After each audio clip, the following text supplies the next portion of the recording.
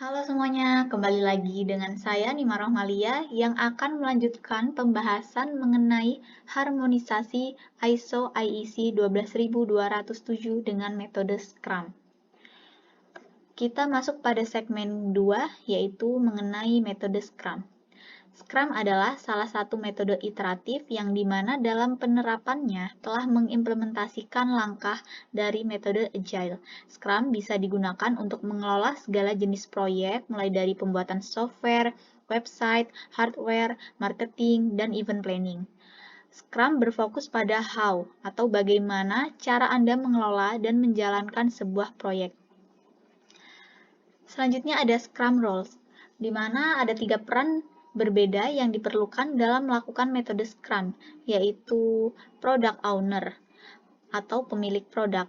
Biasanya merupakan orang yang dianggap paling penting dari sebuah proyek. Bagian dari tanggung jawab pemilik produk adalah memiliki visi tentang apa yang ingin dia buat dan menyampaikan visi tersebut kepada tim Scrum.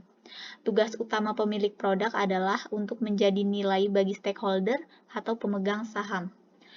Ada Scrum Master. Scrum Master memastikan prosedur diikuti dan memastikan semua berjalan dengan lancar. Master Scrum berbeda dari manajer proyek. Nah, termasuk peran ini tidak memberikan arahan sehari-hari kepada tim dan tidak memberikan tugas kepada individu. Dia hanya memastikan tim bekerja telah sesuai dengan tujuannya. Selanjutnya ada development team atau biasa disebut dengan tim Scrum. Sebuah tim Scrum adalah tim yang bisa mengatur pekerjaan mereka sendiri dan merupakan sebuah tim yang lintas fungsional. Member tim akan melakukan analisis, implementasi, perancangan, sampai dengan pengujian. Selanjutnya ada beberapa event Scrum. Yang pertama ada Product Backlog. Product backlog adalah daftar keinginan yang berisi semua cerita pengguna yang diharapkan akan dibuat dan diselesaikan dalam proyek. Cerita atau kebutuhan yang paling penting harus berada di daftar urutan teratas. Jadi, keseluruhan simpanan tersusun secara teratur berdasarkan urutan kepentingan cerita. Yang kedua ada sprint planning. Sprint planning atau perencanaan sprint merupakan acara untuk membahas item mana yang akan dikerjakan selama sprint berjalan. Dalam Scrum event ini, Product Owner akan bertugas untuk memastikan bahwa semua peserta acara siap untuk membahas item product backlog mana yang paling penting, serta memetakannya sesuai dengan product goal.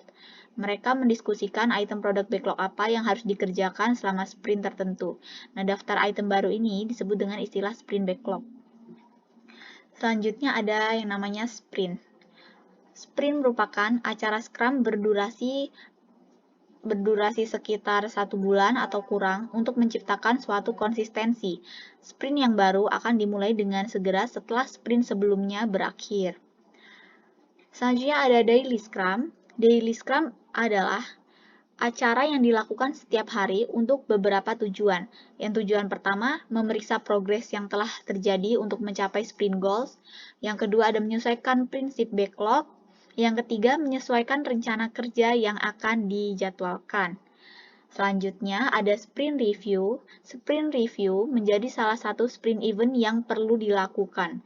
Acara ini dilakukan di akhir sprint untuk memeriksa bagaimana hasil dari sprint yang telah dilakukan untuk menentukan adaptasi yang diperlukan di waktu mendatang. Nah, dalam sprint review ini, Scrum Team akan mempresentasikan hasil kerja mereka kepada para stakeholders dan membahas bagaimana progres untuk mencapai product goal. Yang selanjutnya ada sprint retrospektif. Sprint retrospektif ini menjadi sebuah pertemuan yang dapat digunakan oleh Scrum Team untuk memeriksa dirinya sendiri dan membuat perencanaan mengenai peningkatan kualitas dan efektivitas yang akan dilakukan pada sprint berikutnya.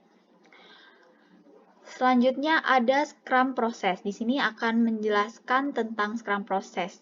Yang pertama ada Product Owner atau pemilik produk membuat semua cerita pengguna atau user stories dengan daftar keinginan yang diprioritaskan yang akan menghasilkan produk backlog. Setelah produk backlog ini jadi, maka akan dilakukan planning meeting atau disebut dengan sprint planning. Selama planning, tim memilih salah satu item dari urutan teratas daftar keinginan atau produk backlog tersebut dan memutuskan untuk mulai mengerjakannya. Lalu, tim akan melakukan sprint backlog dan memutuskan untuk mulai mengerjakannya. Tim memiliki sejumlah waktu, biasanya 2-4 minggu, untuk menyelesaikan pekerjaan. Namun, setiap harinya akan ada pengecekan untuk melihat progres pekerjaan, yaitu daily scrum atau daily stand-up. Selama pelaksanaan sprint backlog, Scrum Master memastikan tim itu tetap fokus pada tujuan utamanya. Di akhir sprint, pekerjaan harus berpotensi untuk siap diserahkan kepada pengguna. Seiring sprint berikutnya dimulai, kita harus melakukan yang namanya sprint review dan sprint retrospektif. Seiring sprint berikutnya dimulai, tim memilih item lain lagi dari produk backlog dan mulai bekerja lagi sesuai urutannya. Hal ini berlangsung sampai proyek dianggap selesai dengan melengkapi seluruh daftar item yang sudah ditentukan di awal. Sekian video penjelasan dari saya.